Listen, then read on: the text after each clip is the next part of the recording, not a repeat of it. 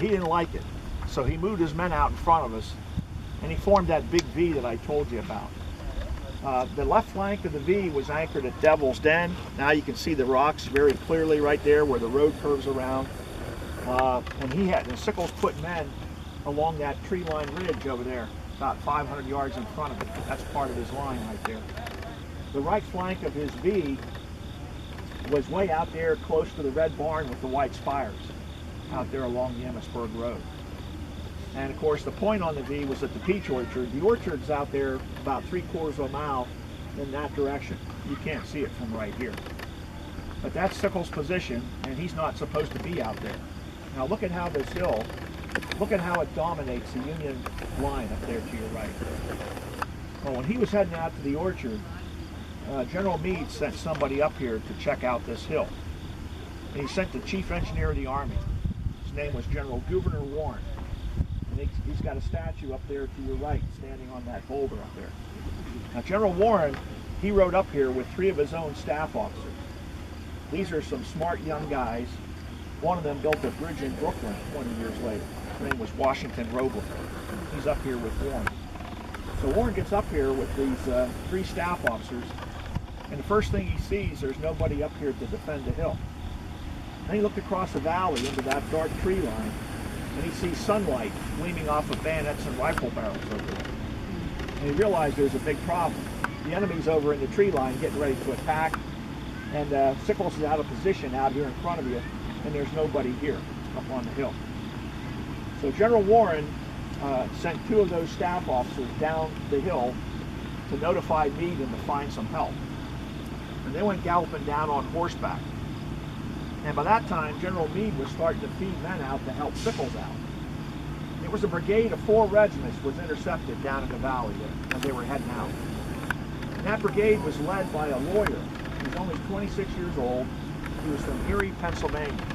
Anybody here from Erie? You're from Erie? Around Erie? Well, this man's name was Strong Vincent. He was a colonel. And Colonel Vincent made a decision. His commanding general wasn't around. The general was supposed to decide who was sent up to the hill here. And Colonel Vincent said, I'm not going to wait for him. He says, I'll take it on my own authority to lead my own men to the hill. So that's what he did.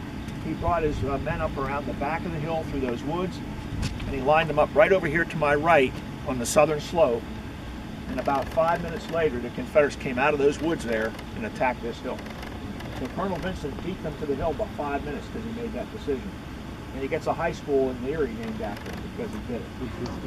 Strong Vincent High School. But that fight over there lasted almost an hour and a half. The men from Texas and Alabama attacked this hill, and they would fall back into those woods and realign, come back out and attack again, and then fall back. And Colonel Chamberlain was holding the left end of the brigade with the 20th Maine over there. The right flank was the 16th Michigan. They were fighting right down there where their monument's located there, down the slope of the hill here. And at one point, some of those Michigan guys were falling back with the flag of the regiment. There were Texans climbing up the rocks, up the hill here in front of you, and the Michigan men were being driven back by the Texans. Colonel Vincent tried to rally those men, and he jumped up on a boulder over by where that big castle is now. He was standing on the boulder when he was mortally wounded. He was shot in the lower gut. While all this is happening, General Warren had got on his horse and he rode down the hill to get more help. He gets down at the bottom of the hill and he runs into a big New York regiment, the 140th New York Infantry. And that's their monument right behind us here. And the man with the shiny nose on the front of it is the colonel of the regiment. He's a young Irishman from Rochester, New York. His name was Patrick O'Rourke. And he was first in his class at West Point. He was the same class as George Custer. Custer was last in that class. This guy O'Rourke was number 1. And he's leading these New Yorkers on a run from that direction, up the hill here. These guys didn't have time to load their guns. A lot of them are fixing bayonets as they're running down here.